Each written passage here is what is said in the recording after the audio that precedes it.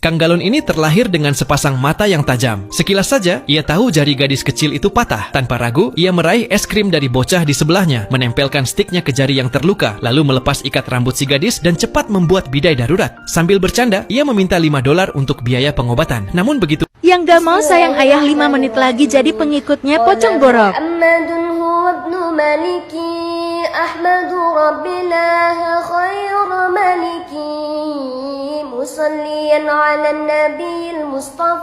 Melihat ayahnya datang, gadis itu berbalik pergi. Sebelum pergi, pria itu sempat berpesan agar segera ke rumah sakit. Saat dokter melihat bidai di jari si gadis, ia terkejut. Ini teknik bidai ala buku teks. Kalau terlambat sedikit saja, jarinya mungkin tak bisa diselamatkan. Lalu dokter menyuruh gadis itu menjalani CT scan. Di saat itu, gadis itu mendengar suara yang tak asing. Ia menoleh dan mendapati pria yang menolongnya tadi. Ayah gadis itu hendak menghampiri untuk berterima kasih. Tapi tiba-tiba ia batuk hebat. Sekilas saja, pria itu tahu penyakitnya serius. Ia langsung menempelkan tangannya ke dada sang ayah untuk memeriksa. Namun sikap ini dianggap keterlaluan dan ditepis. Pria itu buru-buru menyarankan si ayah agar segera periksa. Usai mengantar air, ia melihat ayah gadis itu tampak linglung. Sang gadis panik meminta bantuan dokter. Tetapi saat itu baru saja terjadi kecelakaan besar dan ruang gawat darurat penuh pasien. Ia mencoba meminta tolong, namun para tenaga medis terlalu sibuk. Frustrasi, gadis itu menjerit kencang untuk menarik perhatian. Saat orang-orang melihat hanya seorang anak kecil, dokter kembali melanjutkan pekerjaannya. Pria itu hanya mengamati diam-diam. Tiba-tiba seorang dokter perempuan yang baik hati datang memeriksa, tapi tak menyadari betapa serius kondisinya. Ia pun meminta rekannya membawa ayah gadis itu untuk CT scan. Pria itu merasa tidak tenang dan ikut masuk. Begitu pintu lift tertutup, sang ayah mendadak linglung lalu pingsan. Dokter bergegas mengambil peralatan P3K, sementara pria itu segera menempelkan tangan ke dadanya dan seolah melihat jelas gejalanya, yaitu henti jantung. Namun dokter hanya membawa respirator sederhana. Pria itu mendesak mengambil defibrilator, tapi diabaikan dan dokter tetap melakukan prosedur yang keliru. Emosi memuncak, ia merebut respirator itu dan berteriak agar segera mengambil defibrilator. Beberapa kali sengatan listrik ia berikan hingga detak jantung sang ayah kembali. Meski begitu, nyawanya hanya bisa diselamatkan lewat operasi darurat segera. Namun semua dokter masih sibuk di IGD menangani korban kecelakaan. Seorang perawat berkata, kalau operasi tidak segera dilakukan, ayahnya bisa meninggal kapan saja. Mendengar itu, air mata si gadis jatuh tanpa suara. Ia tahu hanya pria ini yang bisa menyelamatkan ayahnya. Tapi jika ia mengoperasi tanpa terdaftar di rumah sakit itu, karier medisnya bisa hancur. Saat pria itu berbalik pergi, gadis itu menggenggam tangannya, lalu mengeluarkan satu-satunya koin dari sakunya dan memberikannya. Menatap wajah gadis kecil yang terisak, ia nekat mengambil keputusan. Apapun risikonya, ia akan berusaha menyelamatkan ayahnya.